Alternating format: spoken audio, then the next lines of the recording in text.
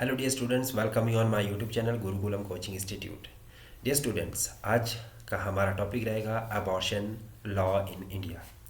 Abortion law in India क्या है, क्यों इसकी ज़रूरत है, क्यों इसे हमें समझना ज़रूरी है और क्यों यह करंट अफेयर का टॉपिक है। तो सबसे पहले अगर हम बात करें तो जो अबॉर्शन लॉ इन इंडिया है वो अभी रिसेंटली में इन डिस्कशन में रहा। इसके डिस्कशन के पीछे का जो कॉज एंड इफेक्ट है दैट वाज कि एक 26 वीक की प्रेग्नेंट महिला ने सुप्रीम कोर्ट में एक याचिका दायर की थी और सुप्रीम कोर्ट ने ये कहते हुए उस याचिका को टर्मिनेट कर दिया कि वो महिला अभी सामान्य तौर से है और उसे किसी तरह का कोई खतरा नहीं है। इस प्रेगनेंसी से किसी तरह का कोई खतरा नहीं होने वाला है और जो भ्रूण है उसके पेट में पल रहा बच्चा है वो भी सामान्य स्थिति में है, वो किसी तरह से असामान्य स्थिति या एबनॉर्मल कंडीशन में नहीं है। तो इस दो के कॉजेज़ की वजह से 26 वीक के एक भ्रूण की जो आप बोल सकते हैं हत्या बोल सकते हैं इसको आप करना सुप्रीम कोर्ट के द्वारा अमान्य बताया गया।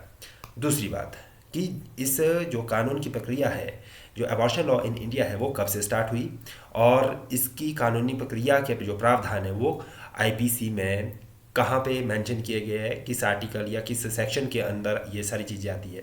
तो सबसे पहले जो अगर हम अबॉर्शन की बात करें that is illegal under section 312 और 313 ऑफ आईपीसी, यानी कि जो हमारा इंडियन पिनल कोड है उसके सेक्शन 312 और 313 इस प्रक्रिया को, अबॉर्शन प्रक्रिया को इलीगल बताते हैं। बट इसके बिसाइड क्या है कि कुछ स्पेशल केसेस में हो सकता है कि देखिए हमारा जो कानून है वो कैसा है, जहाँ पर एक तरफ काफ़ी ज़्यादा कठोर है वहीं लचीला भी है, जहाँ पर इसने बिल्कुल डिनाई कर दिया कि अबॉर्शन इज़ इलीगल। तो इसी के साथ साथ इन स्पेशल केसेस में कुछ परमिशन दी गई है unless it is performed in a manners prescribed under medical termination of pregnancy act 1971। Medical termination of pregnancy act 1971 के माध्यम से हम इसे कुछ स्पेशल केसेस में परफॉर्म कर सकते हैं। अब इसमें 2021 में संवैधानिक संशोधन होता है।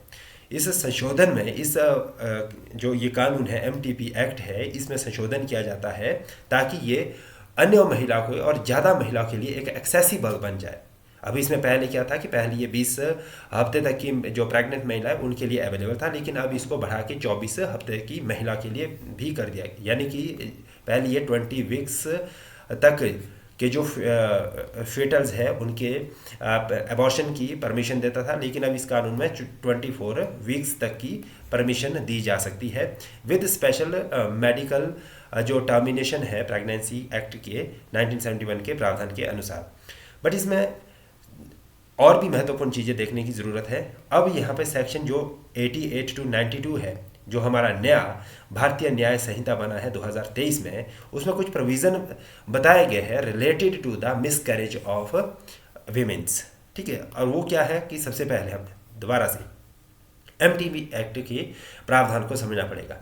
जो एमटीपी अमेंडमेंट जो एक्ट है 2021 का, पहले ये कौन सा था 1971 का, ये भी आप ध्यान रखिएगा। अब ये कौन सा एमटीपी अमेंडमेंट एक्ट 2021 है, ये अलाउ करता है for the termination of pregnancy in following cases. ठीक है, पहला केस क्या है कि एक जो बच्चा है वो जो भ्रूण है या बच्चा पल रहा है पेट में अप टू 20 वीक्स में, ये सभी के लिए अवेलेबल रहेगा with the advice of one doctor, available to all on the advice of one doctor. ठीक है, कि एक डॉक्टरी सलाह के माध्यम से ये 20 हफ्ते तक कोई भी महिला इस सुविधा का लाभ ले सकती है। और दूसरा कि 20 हफ्ते से लेकर 24 हफ्ते के बीच, यानी कि फॉर 20 to 24 वीक्स के बीच, इसके लिए ये स्पेशल कैटेगरीज में अबॉर्शन की परमिशन दी जा सकती है, अदरवाइज इट इज़ डिनाइड। ठीक है, कि 20 हफ्ते के बाद आप बिल्कुल भी अबॉर्शन नहीं कर सकते। सो स्पेशल केसेस क्या है, स्पेसिफिक कैटेगरीज ऑफ वुमेन्स कौन कौन सी रहेगी। ठीक है, और इसमें जो सलाह रहेगी वो 2 डॉक्टर की सलाह होनी चाहिए। कैटेगरीज है इसमें कि जो सर्वाइवर ऑफ रेप और इंसेस्ट है, और साथ ही साथ changes of marital status during ongoing pregnancy. ठीक है, कि उनका मैरिटल स्टेटस बदल जाता है during the process of pregnancy. साथ ही साथ तीसरा जो पॉइंट है, risk of life of pregnant womens और grave injury to her physical और मेंटल हेल्थ। यदि उसके फिजिकल और मेंटल स्वास्थ्य के प्रति कोई ग्रेव इंजरी की संभावना हमें लगती है तो उस कंडीशन में भी इस प्रेगनेंसी को टर्मिनेट करने का परमिशन दिया जा सकता है। साथ ही साथ risk of abnormality of the child, यदि बच्चे की हमें ये संभावना होती है कि भाई ये एबनॉर्मल पैदा होने वाला है तो ऐसी कंडीशन में भी हो सकता है पॉसिबल। और डिफरेंटली एबल्ड वीमेंस और माइनर्स, और आप जो नेक्स्ट पॉइंट पे देखेंगे that is pregnancy in humanitarian settings और द डिजास्टर और in emergencies. So in conditions में एमटीपी एक्ट अलाउ करता है termination of pregnancy for certain women's.